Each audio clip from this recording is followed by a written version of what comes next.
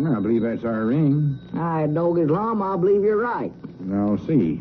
Hello, jot 'em down, store. This is Lum and Abner.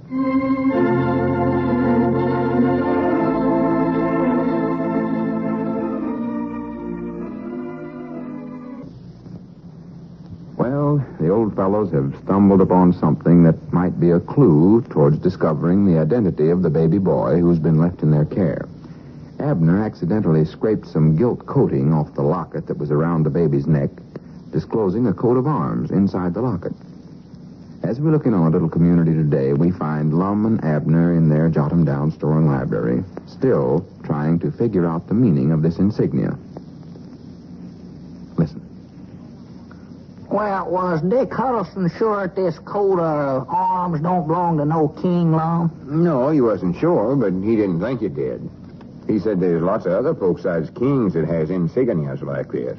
Well, did he look at this one good? Oh, yeah. He even got out that magnifying glass of his and looked at it through that. He did, huh? But he said it more than likely just belonged to a fraternity or sororities or maybe a lodge or something like that. A lodge? Yeah. Well, that's silly, Lum. That baby's way yonder too young to join the lodge, and you know it. Well, who said anything The about rule says we can't take nobody in the lodge till they get to be 21 year old. Says it right in the rules. They got to be 21 year old. Abner, I know the rules of the lodge. Well, how did the baby get in then? Hey, Doggies, you don't reckon that little rascal told a story about his age, do you? Of course not. Well, now, he might have, Lum. He's a smart little rascal. Abner, he couldn't have did no such a thing as that. He can't talk hardly. All he can say is bye-bye and dada and water, and he can't say them very good. Yeah, that's right, ain't he? Well, I don't know how he managed to join up then. I never said the baby belonged to a lodge yourself. Oh, I know you never. No, I know it. Dick Huddleston was the one that said it. But I still think he's wrong.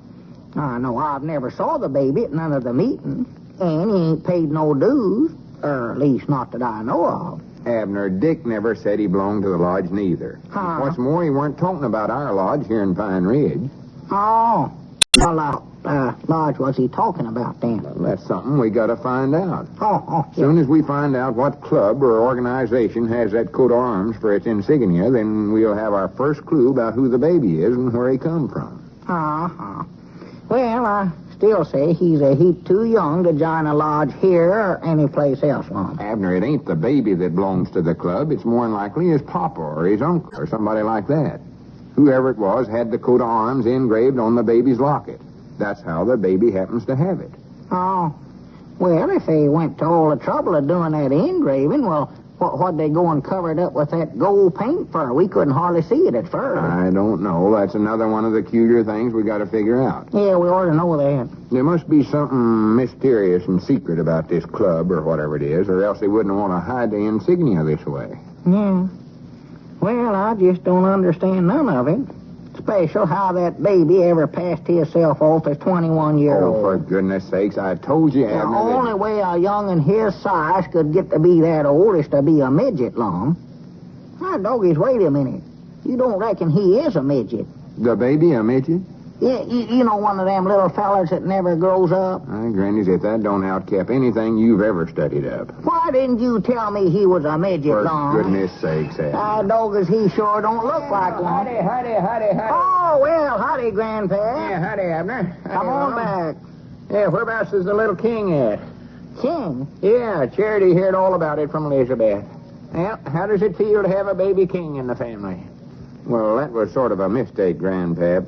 Me and Abner discovered a coat of arms on that locket that was around the baby's neck, and we figured it might be a royalty of some kind, but Dick Huddleston said he was more than likely mistaken about it. Yeah, Dick says that the baby belongs to some lodge, and Lum claims he's a midget. Well, I don't claim no such a thing, Abner. Well, that's what you said just before Grandpap come in. I never done it. You did do it, too, Lum. I still think you and Dick both is wrong, though. Hey, let a feller get a word in edgeways here. Oh, yeah, sure. Excuse us. How does it feel to have a baby king in the family? Grandpap, we just told you that was a mistake. We seen this coat of arms, and that was all there was to it. Yeah. What coat of arms? The one on the locket we found around the baby's neck. The baby king's neck? He ain't no king, Grandpa. Whereabouts is the little rascal at? Oh, he's over at my place. Yeah, well, how does it feel to have a baby king in the family, Abner? For goodness sakes, Grandpappy, if you'll just let us explain. Grandpa, take a look at this locket here. Maybe that'll give you an idea what we're talking about. Here. Yeah. Yeah, locket, huh? Yeah. Where else did you get this? Did you buy this for a present for the baby king? Why, no, it come with him. Look inside of it, Grandpa. Open it up. Yeah, that's it. Just open it up and look in there. Opens right up, don't it? Oh, yeah. Now, look here. See that drawing engraved there? No, over on this side. Look right there. Oh, yeah. Yeah, well, that's an insignia, a coat of arms. Yes, huh? Yeah. Oh, sworn to goodness, that's peculiar, ain't it? What's peculiar? I saw this insignia summers. I don't know where, but I know I have summers. You have? Whereabouts was it, Grandpa? I just can't recollect now. Let's see, where was that at? I saw it summers, so I know that. Well, think hard, Grandpa. If you've got to recollect where you sakes, think hard, Grandpap. This is the most important clue we've got. In fact, the only one we got. Yeah. I see now. Wait a minute. I know. It was in the paper. That's where it was at. The paper? Yes, sir. You fellas got a copy of this week's paper around here somewhere? Why, sure. Yeah, we got one. It's right over on the library table. Come on, let's look it over real quick. Now, wait a minute. You must be mistaken about that, Grandpap. A coat of arms wouldn't be in the paper. I think you're a little mixed up. No, I ain't. No, I saw it in there. No, I did. Very same insignia like this one in the locket there. The very same one. Yeah, well, now, here's a paper, Grandpa. Now, show us whereabouts you seen it at. Yeah, I'll show you. I've seen it if I can find it here. I'll show you Milford A. Spears don't get mixed up, neither. Well, hurry up. I've got to see this before I believe it. Yeah, was it in an article or was it in the advertisement, Hey, Grandpa? Chef Abner, let me concentrate here. Well, I do know. Did you find it? Yeah, listen to this. Mr. and Miss Irie Hodgkins and son Dillard journeyed to Cherry Hill yesterday to visit relays. Ira appointed Floyd Erda to take his place as fire watcher during Ira's absence. Well, what's that got to do with the coat of arms? Oh, yeah. Now, whereabouts did I see that thing? Forgot about that. I'm sure it's here somewhere. Well, hurry up. Look Maybe the it's paper over here over on the there. other page here. Yeah, look it all over. Hurry up. Near as I can recollect, it was, well, for the land's sakes. Now what's the matter? Everett Colton and Buford Adams enjoyed a fishing trip over the weekend. Oh, my. They report a nice catch of 13 perch and a auto tire, which they turned over to the Rubber Salvage Committee. Well, what of it, Grandpa? Well, Buford's a very dear friend of mine, Abner. Oh. He's got a sister-in-law in Indiana. Melissa's her name. Yeah, well, we ain't interested in that. Yes, sir, they tell a funny incident about Melissa. Funny experience. I do. It seems that about 2 months before her and Buford's brother got hitched, Melissa got to worrying about whether she'd have enough nerve to go through the wedding ceremonies or not. Grandpa. She's afraid she'd get scared and lose her voice and not be able to say I do. So she went out and bought herself a parrot. A parrot? Yes, sir. That's what she done. Bought herself a talking parrot. Oh. Yes, sir. Melissa set up with that parrot day and night to learn him how to recite the whole wedding ceremonies. For goodness sakes, Grandpap, we ain't got time to listen to this. No, what about that insignia there? Where'd you find it? Don't interrupt me, Abner. Oh, my. Yes, sir. After the parrot learned how to recite all that wedding lingo, him and Melissa had practiced all day long. Him saying, do you take this lawful so-and-so and so-and-so, and her answering, I do. Grandpa, now you can't make us believe no such a story. Abner, honest to goodness, it's the truth. So one day the parrot disappeared, and Melissa was so broke up over it she wouldn't go through with the marriage till they found Clyde. Clyde? Yeah, that was the name of the parrot. Oh, yes, Clyde. sir. Buford's brother hunted everywhere for Clyde, but he couldn't find him nowhere. So natural, Melissa wouldn't go through with the wedding.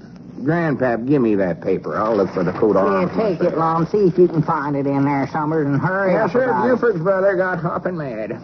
He'd made his mind up that him and Melissa was going to get married, and he wasn't going to let nothing stop him. No. So, one night he throwed Melissa in his car and drove clean down across the Mexican border. Prattle, prattle. That's the truth. They seen a sign there that said, speedy marriages at low rates. So they went inside, and guess who was in there doing the marrying? Yeah, I know. You don't have to tell me. The parrot. No. Oh, that's silly, Abner. Of course it weren't. Huh? It was some Mexican feller named Senor or something or other. Oh. Well, did Melissa ever find the parrot? No, she never did, Abner. The last she ever heard of him was he was running for justice of the peace in some small town in Nevada. Justice of the peace? Yes, sir. Doggies, that's going too far, Grandpap. You can't make us believe no... Granny's Abner, Grandpap was right. Huh? Of course I'm right. Some town in Nevada. I know that. I recollect it. I don't mean that. Look here, Abner. Huh? There's that coat of arms, all right here in the paper. See, they're in the want-ad column. Well, I do know. That's it, just as sure as the world. What does it say there, Lum? What's that writing there? Well, it don't say nothing, hardly. Huh? Just that picture of the coat of arms, and underneath it says, box number K691W, Kansas City. Kansas City? Now, what in the world can that mean? I know, I got it. What is it, Grandpa? The name of that town in Nevada was Dry Creek Junction. Yes, sir, that's what it was, Dry Creek Junction.